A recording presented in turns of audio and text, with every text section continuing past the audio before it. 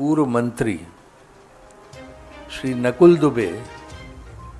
जी आज कांग्रेस ज्वाइन कर रहे हैं। तो सबसे पहले तो मैं नकुल देव जी का स्वागत करूंगा और फिर मैं आपसे इनके बारे में विस्तार से बताऊंगा।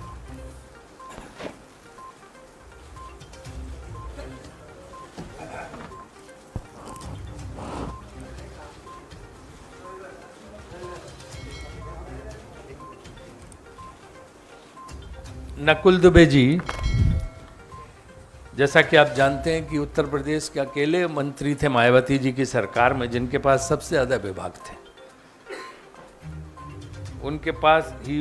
2007 से 2012 तक पूर्व नगर विकास मंत्री, वाणिज्य कर मंत्री, मनोरंजन कर मंत्री, निबंधन मंत्री, शहरी समग्र विकास मंत्री, जल संपूर्ण मंत्री, संस्कृति मंत्री, पर्यावरण मंत्री, ये सारे मंत्रालय उनके 23 मंत्रालय थे उनके पास। फिर 2014 में लखनऊ से लोकसभा चुनाव भी बीएसपी के टिकट पे लड़े और 2019 में सीतापुर से लोकसभा का चुनाव लड़े थे और मुख्य नेता वहाँ पर उत्तर प्रदेश में बहुजन समाज पार्टी के माने जाते हैं। इन्होंने निर्णय लिया है कि प्रियंका जी के नेतृत्व में हम कांग्रेस को मजबूत करने का काम वहाँ पे करेंगे और इस तरह से ये आज इनकी ज्वाइनिंग हो रही है, आज इनको शामिल किया जा रहा है पार्टी में। हम सारे लोग यहाँ पे जो बैठे हैं मंच पे, मैं रोहित चौधरी जी हैं यहाँ पे, प्रणव बाबू हैं हमारे और प्रदीप जी हैं और हमारे मित्र, सब लोगों को जो है ना धन्यवाद देता हूँ कि सारे लोग इसमें शामिल हुए। अब मैं नकुल जी से आग्रह करूँगा कि वो भी 2 शब्द बोलें और उसका जो भी सवाल आप लोग पूछना चाहें। ये अरुण बदमाश वहाँ तो देखो पूरा मैं सबसे पहले तो मीडिया बंधुओं को बहुत ही धन्यवाद देता हूं, आभार प्रकट करता हूं कि आप लोगों ने हम लोगों को आज अपने बीच में आने का अवसर दिया। हमारे बहुत ही वरिष्ठ और जिन्होंने हम लोगों को बहुत कुछ सिखाया है, परम सम्मानित श्री राजीव शुक्ला जी, आज आपके सानिध्य में मुझे यहाँ पर कांग्रेस पार्टी ज्वाइन करने का सुअवसर प्राप्त हो रहा है। मैं अपने सभी भाइयों का, नरवाल साहब का, हमारे रोहित भैया का और हमारे जहाँ साहब का, मैं अपने सभी साथियों को बहुत धन्यवाद देता हूँ और मैं सबको विश्वास दिलाता हूँ कि आने वाले समय में हम लोग सिर्फ उत्तर प्रदेश ही नहीं, पूरे हिंदुस्तान में जो आज जनमानस के बीच में एक असमंजस और अशांति भी कह सकता हूँ का वातावरण चल गया है, उसको हम लोग दूर करते हुए कांग्रेस पार्टी को पुनः इस प्रदेश और इस देश में स्थापित करने में कामयाब होंगे और इसमें आप सबका आशीर्वाद और आप सबका सहयोग भी वांछित होगा।